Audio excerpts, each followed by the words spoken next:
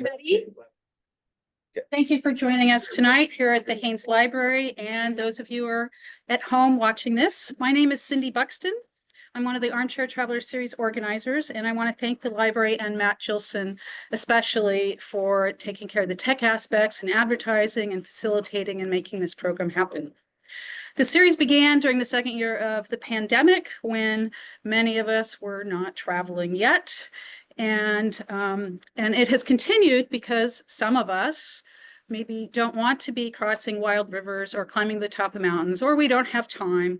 And we can continue then to see those places through our friends and neighbors who are doing those things. I think this is the 24th talk since we started in 2021.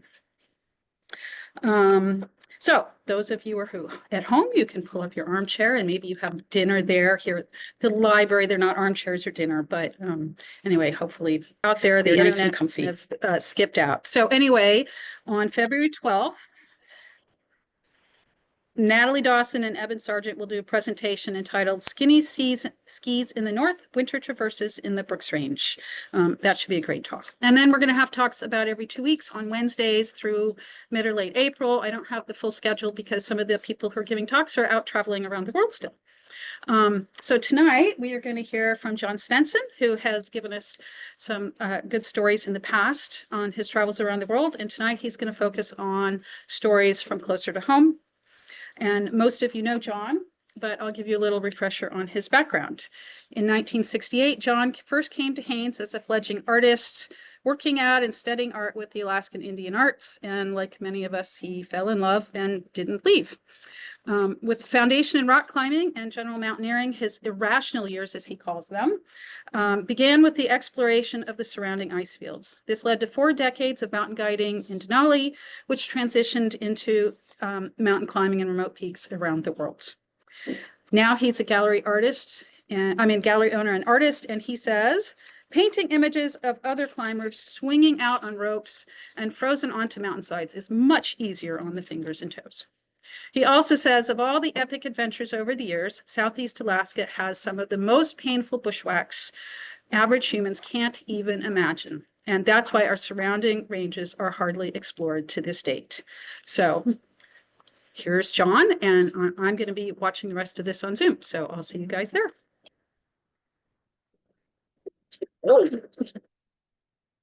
Well, thank you out there in the virtual world, and a stalwart audience here in Haines who knows me pretty well. A couple of things I'd like to sort of make clear in the beginning of this is I've been trying to figure out in my golden years how I'm going to put together thousands of slides and make something coherent out of it. So you take 50 years of climbing and adventuring in Southeast, and how do you render that down to 40 minutes? And I'm saying 40 minutes because what instigated this was the cruise ship industry. And Voyage, this really cool company in Skagway, has started this program, cultural enhancement. People on the boats that live in Alaska and can talk about it, rather than some guy from New Mexico with a plastic bear tooth coming up and talking about wildlife. I mean, they rather have people that are really here. And so, but the cruise ship industry, you've got 40 minutes on stage. So you can render this thing down to where you can make something coherent and explain a lot, and which is nearly impossible. And that's what this is almost. This could be refined. I'm not sure where it's going to go. This is all medical experiments. If we can put this into 40 minutes and make it coherent, I guess that's the objective. And another point I'd like to make is this. This is all shot with film. There's nothing digital in here. These slides have been scanned, so there's not a digital shot in this. And generally in the cruise ship scene, like how many people have used a slide projector? Everybody with gray hair. How many people have shot film?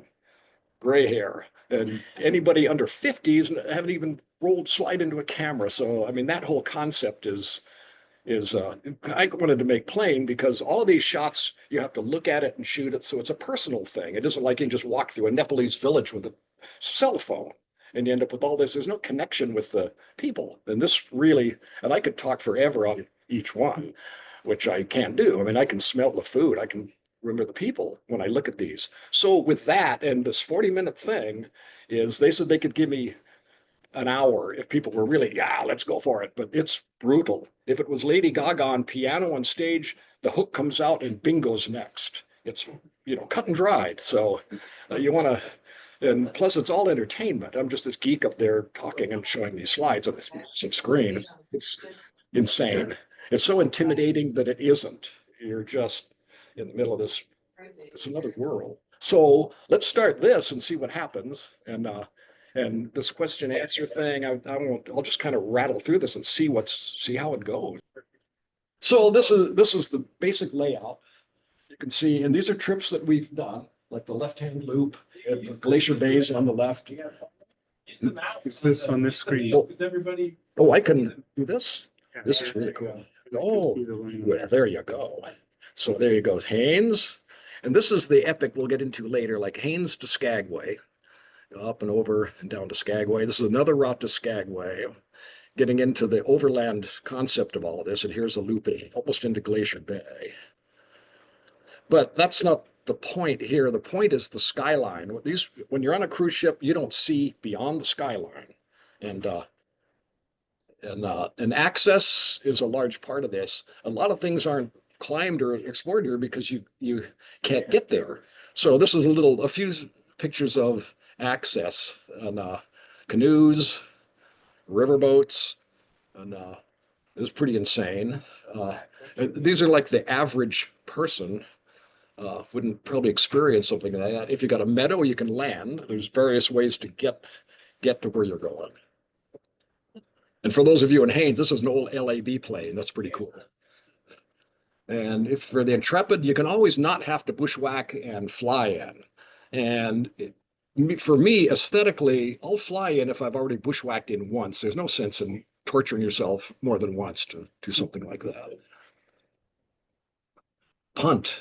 And these are like the 70s. We're looking back at, quite a while ago. And where we deserved to perish, but we didn't. This kind of thing, like a Klepper kayak and a small boat. And outside of Juneau, getting to things. This is, for those of you here, this is Tony Tang's the Garm, the famous boat in Haines. And Tony's a long time Haines person, and drop us off in a little boat to drop us off along the coast. Rivers is another way to get there. We've got a lot of those here. This is on the Tashinshini, and you can jump the raft or go down that way and tie up and climb anything along that. It's these people, Kate and Richard Bach. Yeah. And you notice the shotgun between them. This is an aspect too of, you're not just bushwhacking into Yosemite with, squirrels and tame deer. This is, not that it would really do anything, but the dust storms, these are like the perils of getting there. And you just kind of put up with this kind of thing. Bears are around. And that's a pretty good sized guy. And that pea shooter wouldn't do anything to that bear. This running the rivers generally carry shotguns and stuff like that. You can't really bushwhack up slopes with shotguns. But when you're on the ground level, it looks cool, but I don't know anybody that's really had to shoot a bear on something like this. But I think commercially, the river trips have to have some kind of visual protection. Here's Kate Boer with a shotgun going to her tent. You're sleeping with guns. The bears can sniff you out on the riverbanks for sure. Here's a camp. Generally here in Haines, I'm talking like this area, we'd go across the bay and spend a night on the beach and then start the bushwhack from there. This is almost a death wish, going across, going climbing and prop up the boat and sleeping under it because we can't get back. And if those oars, we lost our props, we'd lose our feet. I was looking at this like, wait, is that dumb or what? And that's Mario Juarez. I mean, I could name off all these people. A lot of us here are kind of familiar with these guys. Getting dropped off in Glacier Bay. And this is a commercial trip. Go on and on about that. But there's a wolf track, pretty good size. The meadows, like generally your bushwhack start in the meadows, what might look easy, and then things progress from there.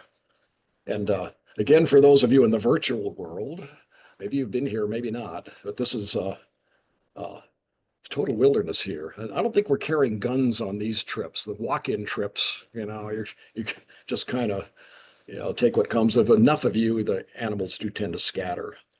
There's Gordon Sandy on the right. And then again, a good buddy in the brush. And this is back in 80 something. And where the brush can get so thick that you don't know where you're going. And there have been situations where we're actually suspended in the brush for hundreds of yards, not even touching the ground. And you only do that because you can't avoid it. And there's typical thick alder patches that you're kind of weaving your way through and losing no sense of distance or direction. You get into these thickets like this. There's another, find a river system, go up the river system as far as you can before you have to head for the brush. And all of this is heading for timberline. And this is well below the alpine zone. And here's a shot of a typical river system. And, like whoops, where'd we go? Boink. Yeah, oops. So technical. Yeah.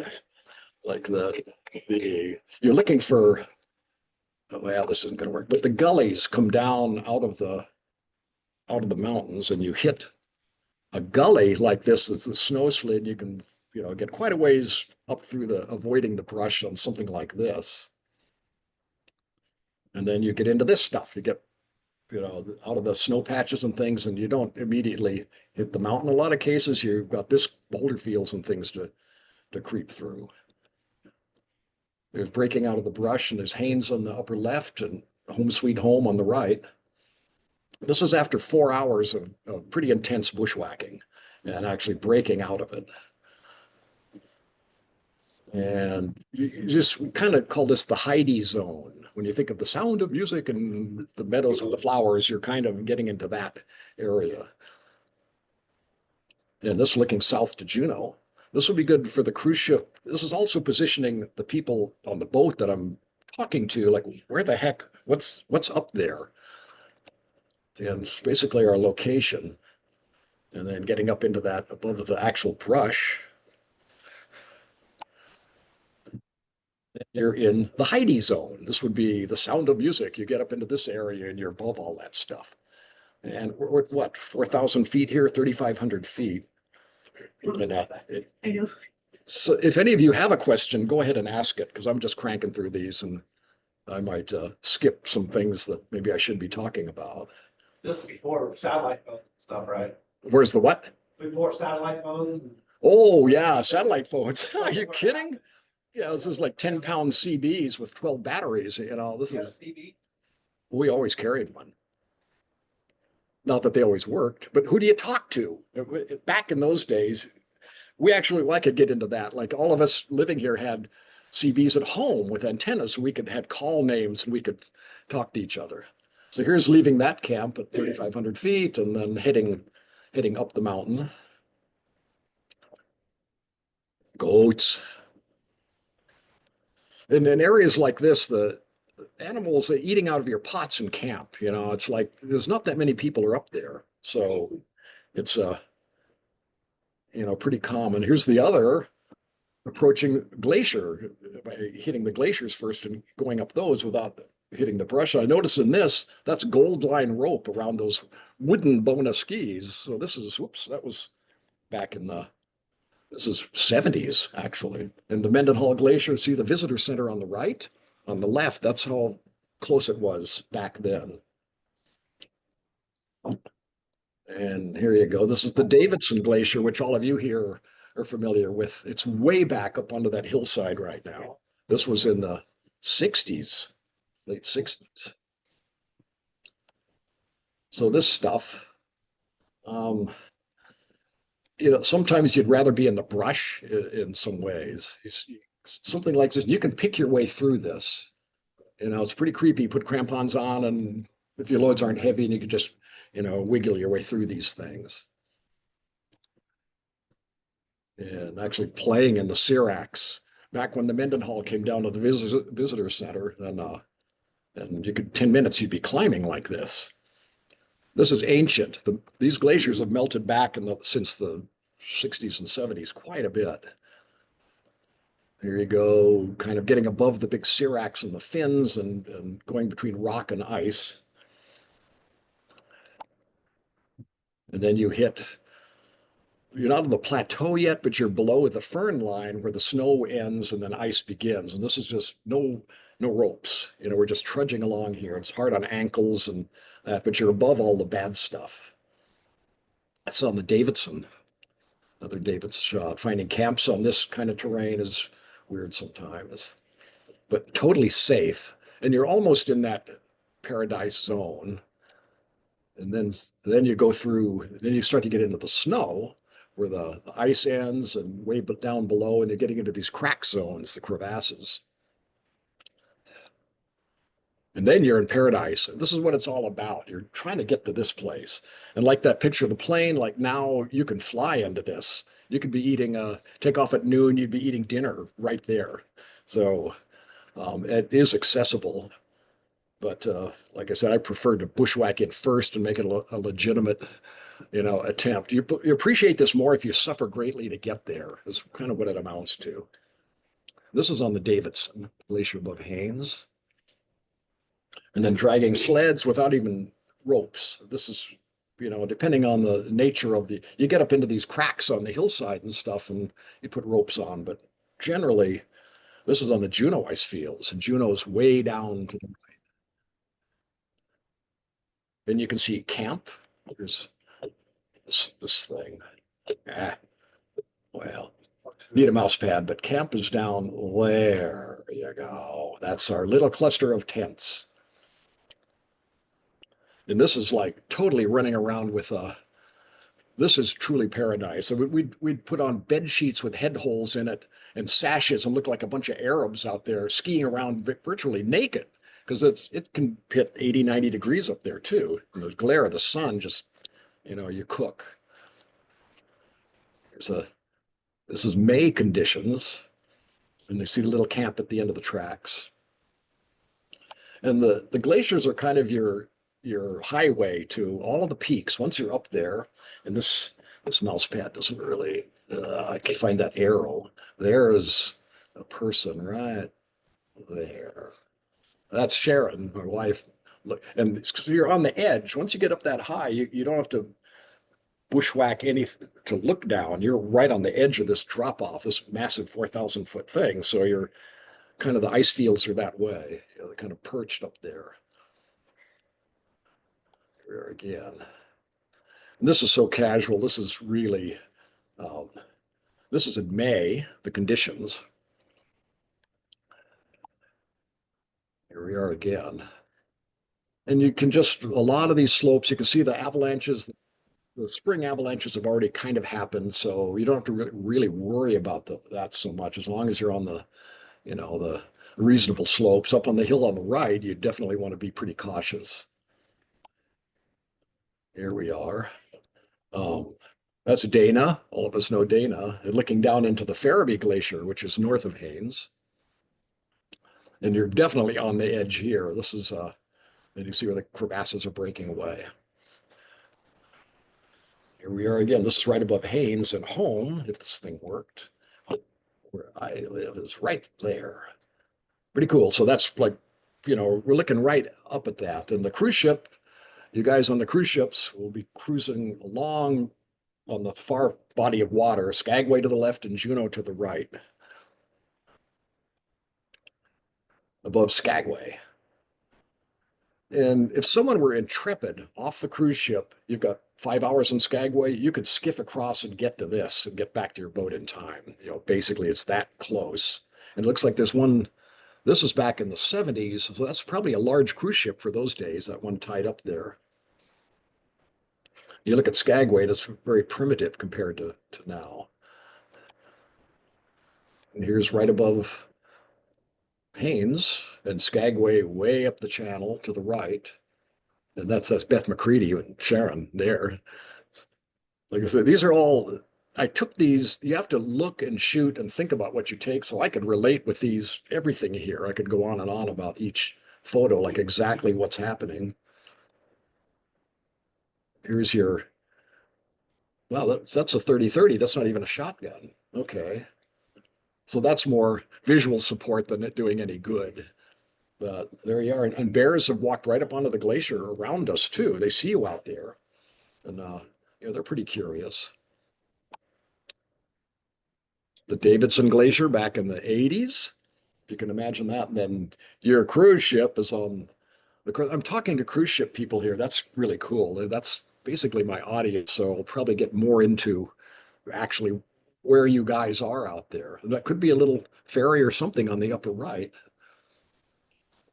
But we used to go into the Davidson on weekends and do gourmet meals, skiff across from Haines and do that. That was really fun. This is transportation. Where am I going here?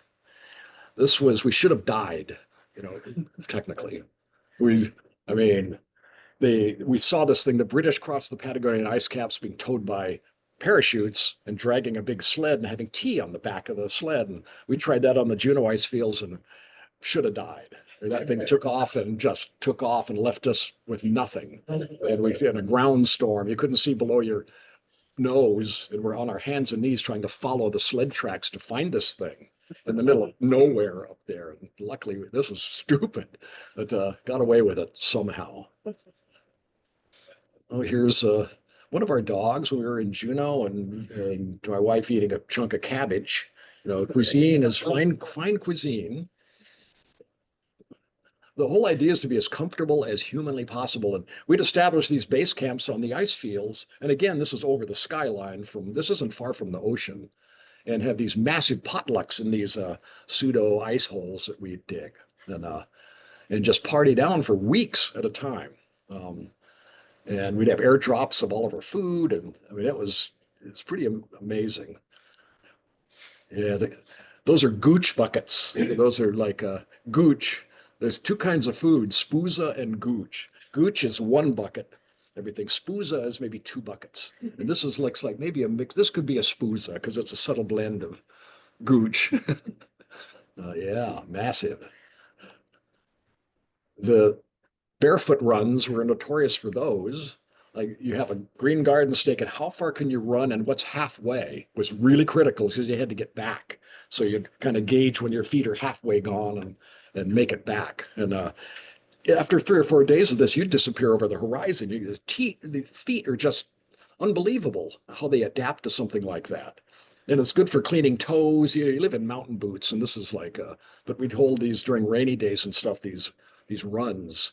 And you get out there half a mile in the end. We're allowed to carry socks. If you failed, you could put the socks down and get on your knees, at least get off your feet. But those were figures, chess on the glaciers. This is all as comfortable as humanly possible. And in the Juneau days, we'd literally fly in with 4 weeks supply of food and this kind of thing. And just live up there for the weather to clear because it would storm for days and days. Out of 4 weeks, you get 10 days of good climbing. So you'd have to just hunker down and have a good time. Here's a client who brought up her prom dress and do prom nights. And this is up on the Mendenhall. And Deborah here was waiting for the airdrop. And Dudley, who was our pilot, would come in once a week and drop off stuff and do this aerial show for us. And that was pretty cool. And in Juneau, I would do these weekend trips. We'd go up for 2 or 3 days and then do the airdrop. And it was kind of fun, go up and climb some things. The Juneau ice fields, here's another sling loading. This is where the heavy stuff comes in. And yeah. And this was a group effort. Definitely it's not my food for the weekend. This was the whole gang for a long time. Here we go. You can see you can age this. You can see the cosmic debris around the tent and things turn into the squalor of camp. And then you just pick up camp and move it a mile and start fresh again.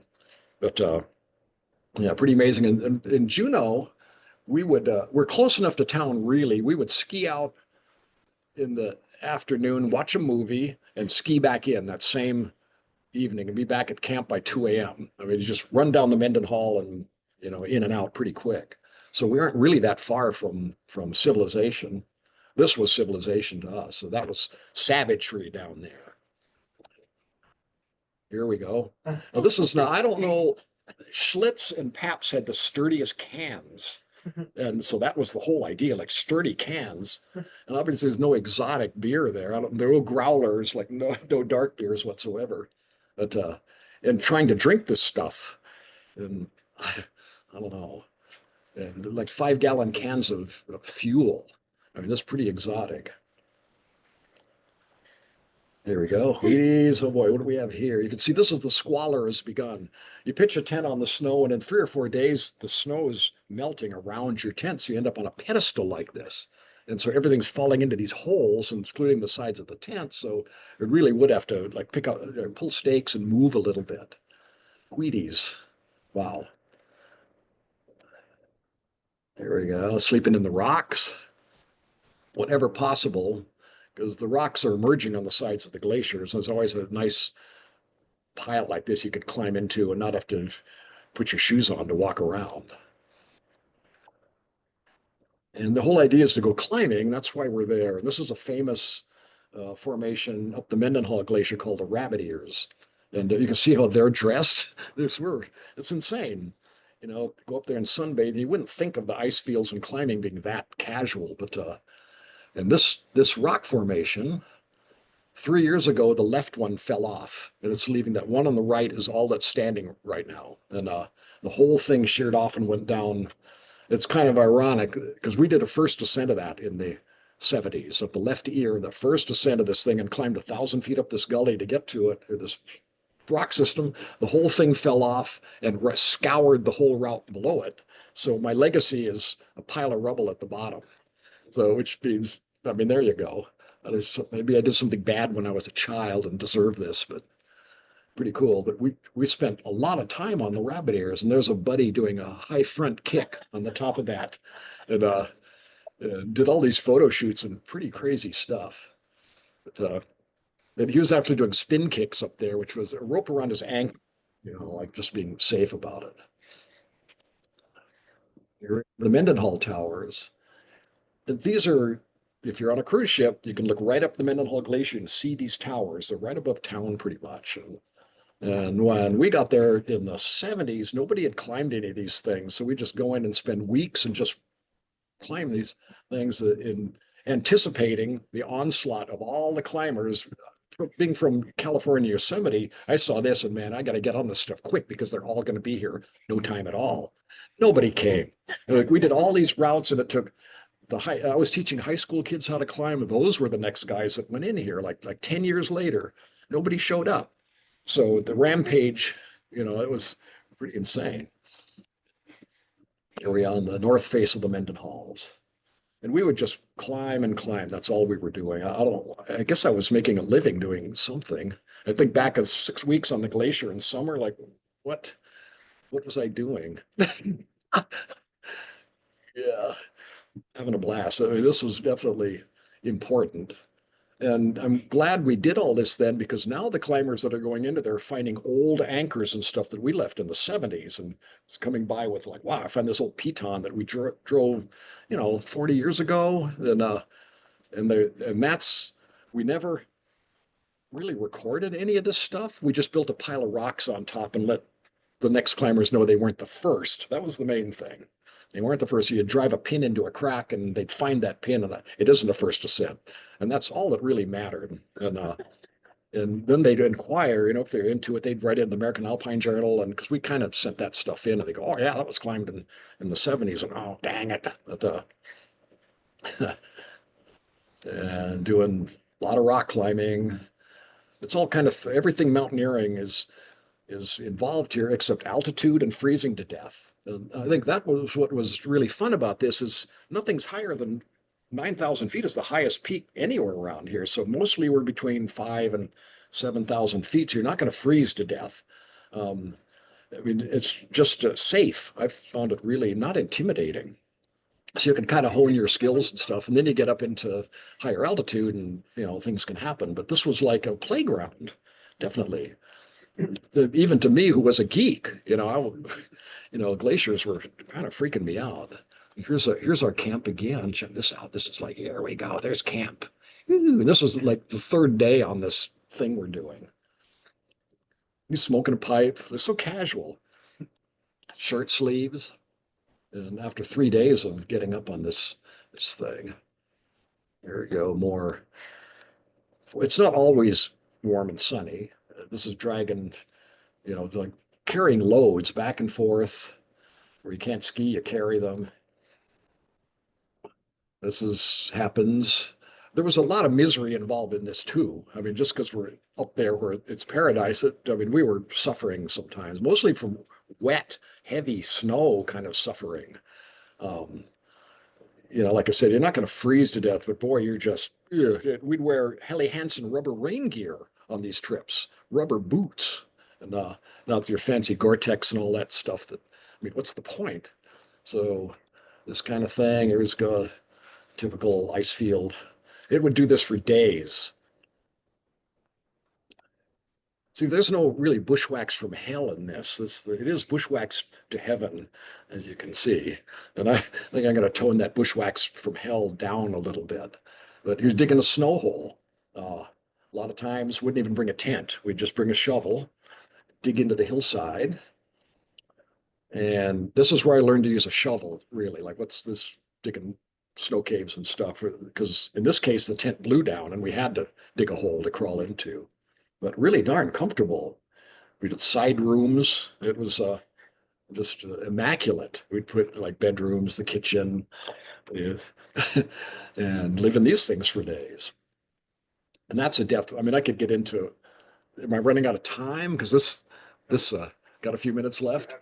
We almost died on this trip because when you cook inside one of these caves, you plug up the hole and then this glaze forms on the roof. And we're all sitting in there and notice the candles we're reading by are getting tinier and tinier and up against these candles. And one guy passed out. There were 4 of us on this. And we're like, oh my God, it's storming out. We just punched a hole and dove out into the storm and puked. We were suffocating and we were burning kerosene stoves in this cave. And so I could go on out stories where people have actually died in that kind of a situation. Talk about stupid. That would have been written up in the Alpine journals as, God, what a bunch of idiots, Eskimos have figured that out. We're supposed to be intelligent here. And here's all the gear you could ever want to carry, like pickets, ski poles, ice axes, crampons to climb this thing, shoveling our way up these mountains. It's pretty cool. But I remember that this shot, we were totally safe and comfortable. It doesn't look that way, but this was really having fun. This was kind of fun too. But it's kind of like, it's amazing to me after all the mountaineering I've done, how something can look terrifying and miserable, but you're really comfortable. You're not physically in pain or anything. It's the situation. You should be panicking. The outside world looks at this, oh my God, but we're just laughing and having a good time. This is in the Mendenhall Towers in the winter. I went through that sickness too. No more winter ascents. I'm done. And I talk about I've got my fingers and toes. I think my fingers and toes were more at risk when I stopped guiding, because then you're doing stuff like this, your own trip. So you're not trying to keep other people alive. You just, if you're trying to keep a client alive, you're really conscious of your own being. If your toes are numb, they shouldn't be because you're the guide, that kind of thing. On this kind of thing, my fingers are numb and oh my God, it's like you're putting yourself at maybe more risk. Here we go. This has a story.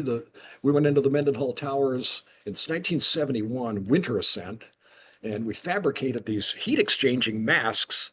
And that's like a copper pad in there, stapled around in an army face mask, so we could walk into the winds.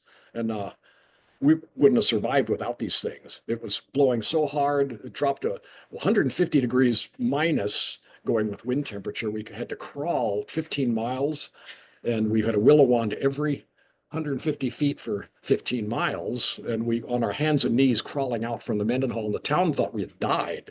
It was CBs that wouldn't work, and we just disappeared into the ice fields to do this thing. And that was my initiation into Alaskan winter climbing is horrendous. And but kind of cool at the same time. But yeah, that opened my eyes to reality. So this little ending this thing, here's this pointer thing, walking from Haines to Skagway. This was kind of this legendary guy, Hallmar Rutsterback, escaped from Skagway. And if I had to move this mouse, Skagway, he went up and over, well, there's Skagway, number 8. He went up over onto the Ferriby Glacier to 5, and then went up and over to the left out of the picture ended up on near Klekwan, up the road in 24 hours, this guy. And so this guy and I decided we're going to do this thing. It took 10 days to do this route. And this is our 3rd camp, 4th, 5th, up and over the glacier, and then down the Ferriby to basically Skagway. 10 days of pure hell. Well, parts of it were nice, but parts of it were like hideous. And this was with 2, I don't know if you know, Kent Greentree and Gordon Sandy. The second time we did it, 2 customers, those 2 guys signed up for this. And here we're dropping onto the Ferriby. I don't know what night this is, what day, hitting the Ferriby Glacier. And up that it rained continually. It was horrible. And doing this, going up and over these passes. And, people only pay for so much pain. And this was grown men crying. Seriously, Gordon broke down. Kent broke down in tears. I can't take it. And you get to the point where you're not going back. You have to go forward. And so, okay, we made it, but it was, and I never guided that again. That was like it. There's, it just wasn't, it was overjoyous in the end because we survived. These guys were so happy, but there were points where, like, man, I don't know if we should be doing this thing. And it doesn't look too, but we're sodden right here. It went on and on. This is up and over passes and bushwhacking through chest deep in rivers, lowering ourselves down. It packs. Wasn't that trip from Blue Tack, and then they went over to Skagway, went over the 2 mountain ranges? Yep, totally. We hit that ridge above. There's a goat trail up above Lutak, and you hit that ridge, walk it back to the Ferriby, and basically drop down the Ferriby, then up and over the next ridge and into West Creek. It was an incredible journey. Really, I don't know. But like I said, we did it the first time, and hey, I could guide this. And Dana came along on that, the second one also. And it was like, I don't know.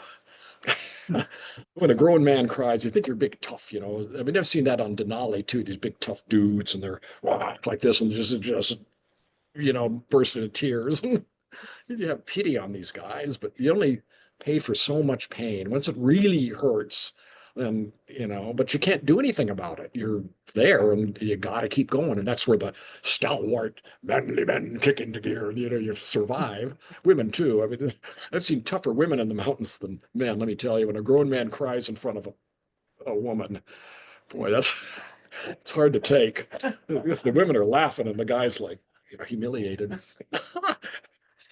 So and then this kind of thing, this was on that Skagway overland thing, and you hit the river like this, and oh my God. Bushwhacking out was pure hell. Absolutely, I don't know, the kind of things you want to avoid. So this is a picture kind of ending it this way. God, here you are in your cruise ship. You'll be right there. That's me looking down from, of course, they're sleeping. You people out there in the virtual world, I'm talking like this. The cruise ship goes right by where the ferry, you're seeing it right there. So they'll be looking up at where I am and looking up the river system on the right that leads to Fairbanks and Anchorage. My house is right there, pretty much. So here's another looking down, and Skagway in the upper right, and Haines. This is the summer solstice, winter and summer solstice. Winter? No, the midnight on summer solstice. This is, I threw these, and this is my wife Sharon jumping a crevasse on our wedding day in 1972. We went up to Mendenhall and did this ceremony. The parents were freaked. The weddings are supposed to be the heck with that. But And then this is me here in 1968 on the face of Mount Rapinski, right above Haines. And talk about a geek. I'm wearing knickers. I mean, this is so cool. And a gold line rope, which is ancient technology, carrying a hammer. And Rapinski, this is above the airport in Haines. And had a great time, but it was totally epic. And ending it with, this is a cool idea. This is the Nepalese version of putting wood away for the winter. It's like that's all yak dung. And the little handprints where they squash the yak dung onto there, let it dry, and then pile it up, and that's winter cooking, like equivalent of wood. And I never did this, but I figured if I ever get back there, we're going to take saran wrap, stick yak dung on there, and just smash our faces into this yak dung and have face prints. Would be so cool. But never went back and did that. But bingo. Oh, here's this. This is out of sequence, but this is Dana. What saved us the retreat going down the river from Skagway into West Creek. We're on the other side of the river that you can see chest deep in the water, lowering ourselves down on alders because we couldn't walk through the brush. It was just too thick. And luckily, this tree had dropped across the river, and that saved us. I mean, we would have survived, but we walked across it and hit the trail on the other side of the river. And the second time we did this, we knew the trail was there, didn't have to go through this. So is that where this ends? Any time for questions? I'll answer questions. Was that an hour, 40 minutes? How did we do? Is that coherent? 45 minutes. What's that? 45 minutes. Yes, excellent. Thank you, everybody. This has been insane. I hope that made sense to you. Am I still in the virtual universe out there? Yes. Folks, out right into this thing. Yeah. Come on up someday. Haines is wonderful. So that makes it's kind of okay. Totally cool. Is there stuff you eat when you're off the land, when you're doing them up in the high alpine and stuff or bushwhacking? Do what? There's stuff that you can eat off the land. For each other. We see No. Oh, yeah. So you know, you can eat them, some berry, some berries, you probably survive, but I've always maintained in Haines. I've been a California geek that's kind of back here. Am I still on? Well, if I were to run for it, Armageddon hits, here you are. In a place like Haines, I would grab a local 12-year-old and head for the brush because they know what to do. When I moved here, it's the same way. Like I was, 17 or for California, a tough kid. I guess we backpacked and all that stuff. I came up here and 10-year-olds were tearing down outboards and fixing chainsaws, little guys. It was a geek. And, it's the same way now. They know what grubs to eat or what berries to pick. And I don't know, it's just a Haines mentality. It's still breeding these kids. There's a whole new crop, and you think you kind of go through this phase, but no, there's little wizards around here. But as far as eating up top, I don't know, man. If you can hunt down a marmot with a rock, or I don't know, you'd probably die at the end. Well, the idea is to hit the coast. That's where you want to go, and you can eat stuff. Up high, it's not much there. I suppose you could, we toyed with the idea of survival and how the goat trails we go up to get to these places, sit behind do the real tough guy stuff with a knife in your teeth, and this goat comes down this trail and you leap on it with your knife and get your goat. But So didn't a group do the Haines to Skagway in like 3 days? Yeah, it's been done since, and I think they went up. You guys so long. It was a winter. He skied up the Ferriby River for one, and I think jumped over to Burrow Creek and ended up eliminating that whole northern thing. They didn't go up over the ferry. No, they didn't. Nobody's done it the way we've done it. The coast has been tried also, like go out and around Tysanki and go up the coast. And I think those guys had to head up because it was too terrible, and they got into the Alpine to get to Burrow Creek.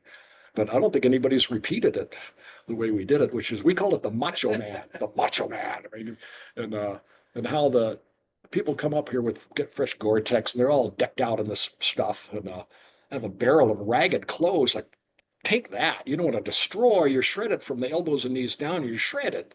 And why do that unless you're into the photos and all that? But I mean, you get trashed, and your average I mean, coming from Yosemite, where an approach over half a mile to a rock face is epic to these guys. I mean, they're going through Manzanita and stuff like that, but it's nothing.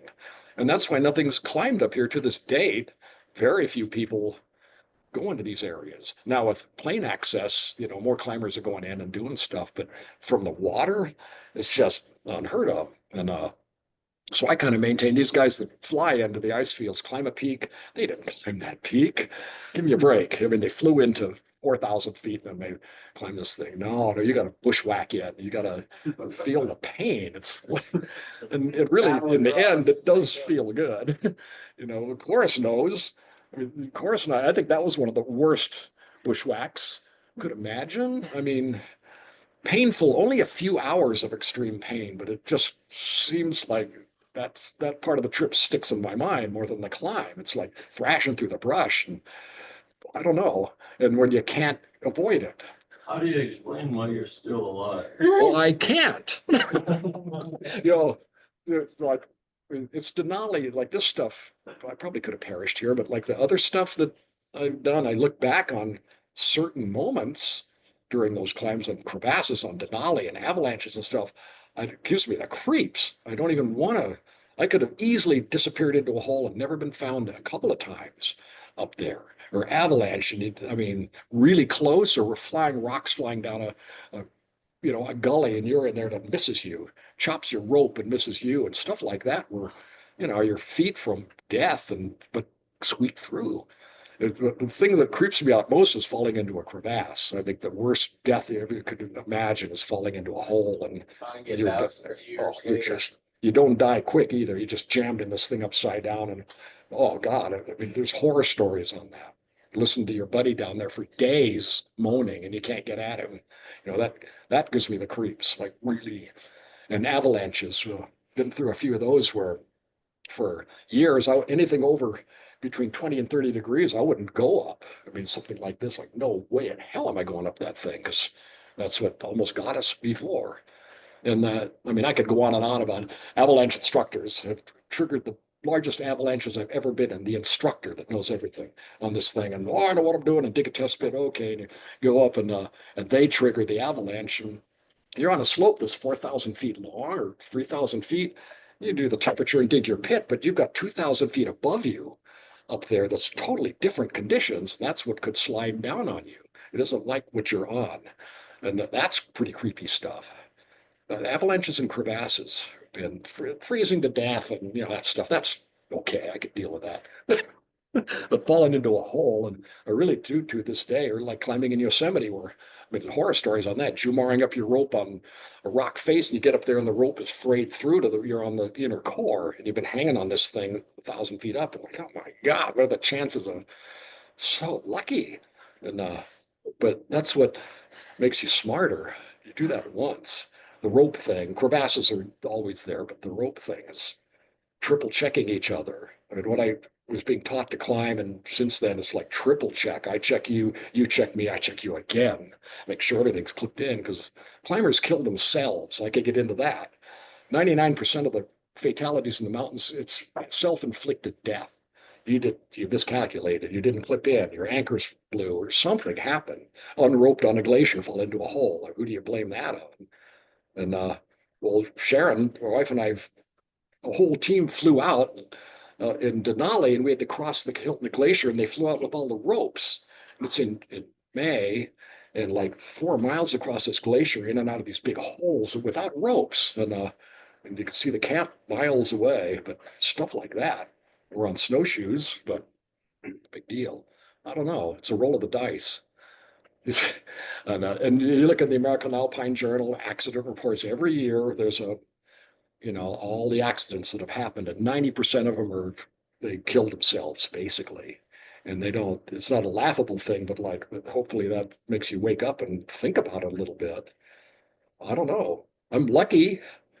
Like I said, I'm really damn lucky. And a lot of my friends, the guy that taught me to climb, he was 27 and giving it up, and I was 17, because all of his friends were dead already. And he'd been to the Alps, like doing this horrendous stuff where people in the Alps were dying like flies in the 60s. And he was like, this is it. You're my last 2 students. So the guy and myself, and then And he was terrified that we would kill ourselves and our parents would come down on this guide. He's only 27 years old. So he was brutal. He would, if we stepped on the rope, he would smack us to the ground. I mean, smack us to the ground. Yeah, that's all. I mean, he was on us. And he'd like tie us in and do this stuff and make me go up a thing with a bunch of anchors. And he'd go, look at that thing you just led. And well, I'm looking at it. Well, go back down 6 of those anchors and flip that carabiner around because it's backwards. Oh my God, he got to go down. I mean, really hit us hard. So and I think he's one reason I'm still alive because, you know, of his stories. And when we were in the Alps in the 70s, I mean, there were at the base of climbs, there was shredded material and boots and broken gear from people that have been falling off these things. So it wasn't over yet. And you figure a place like that where it's only from here to Ketchikan is the whole Alps and here to Atlin, basically. And the 500 people lost and unaccounted for every year in that space.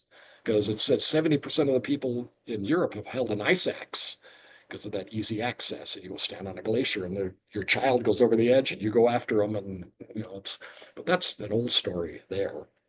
But this guy, I mean, it was brutal. And that was with gold line ropes and like this ancient equipment stuff. And he was terrified. And he's alive today and I'm his surviving. There's 2 of us that are still around. And he's like, oh my God, he can hardly believe it. But I don't know. So what do you eat up there? Each other. You must have spent some time getting Devil's Club out of your hands. Devil's Club is probably chew on that if you get at the roots. Did you spend time with your needle every night getting them out? What you're talking about bushwhacking? Oh, well, that's sport. You know, you got Carhartts and gloves are really critical and because you get those Devil's Club and the slide alder, you know, it's just sliding between your legs. Those things are like hideous. And then it takes a couple of days, but then you end up with the little spines. They like squirt them out, and it's almost sport-like. Like, oh, there's another one, you know, because they kind of fester and do their thing. Yeah.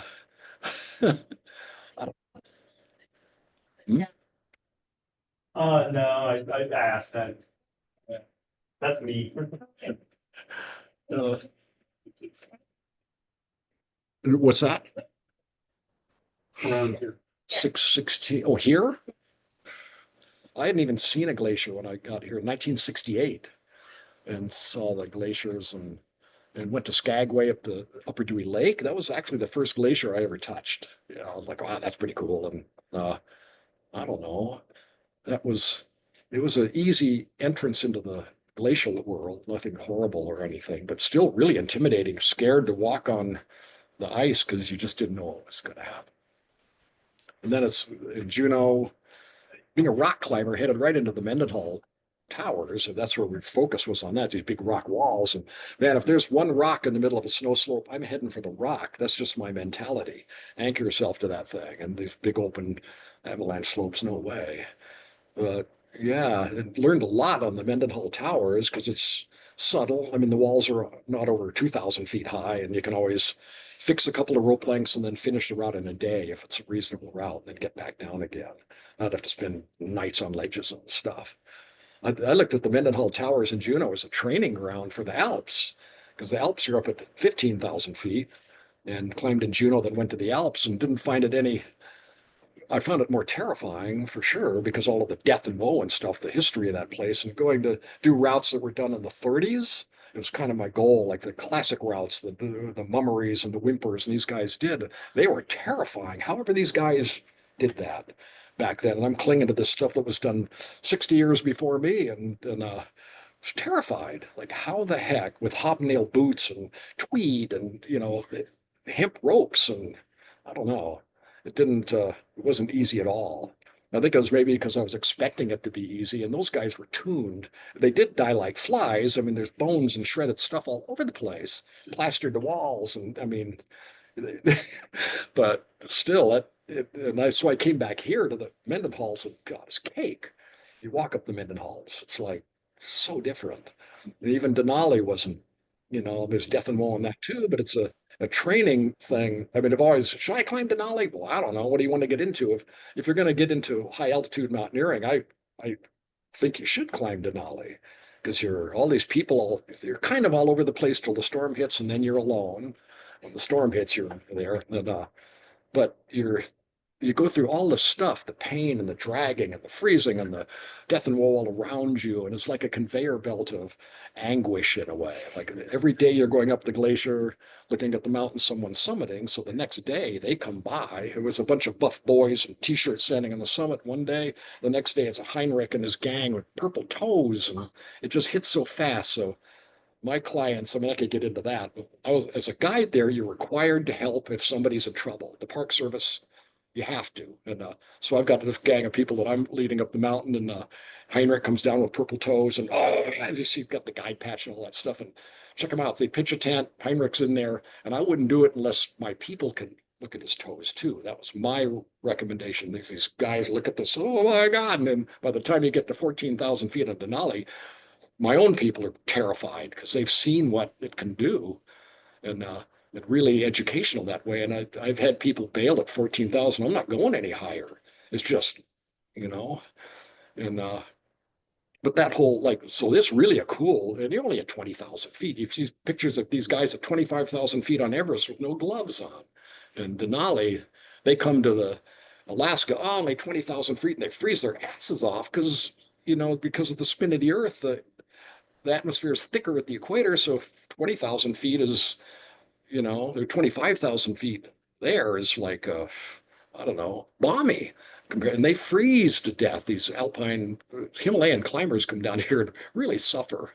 I mean, they really do. Like, I didn't expect this. And then you're up in the high winds. And I mean, I don't know. It's fun to see that, these guys, or how people react to something like that.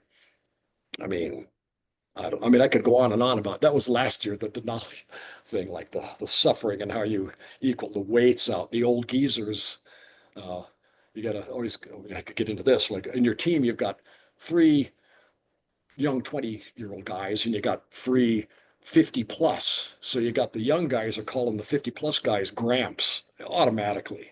So you take Gramps gear, load the young guys down to slow everybody, let the old guy go fast. The young guys are dragging more loads and the macho guys and equal things out. But by the time you hit 14,000 feet, Gramps has been climbing for 30 years. He knows his pace. And then they kick into gear and they're dragging these young guys that are like the rabbits.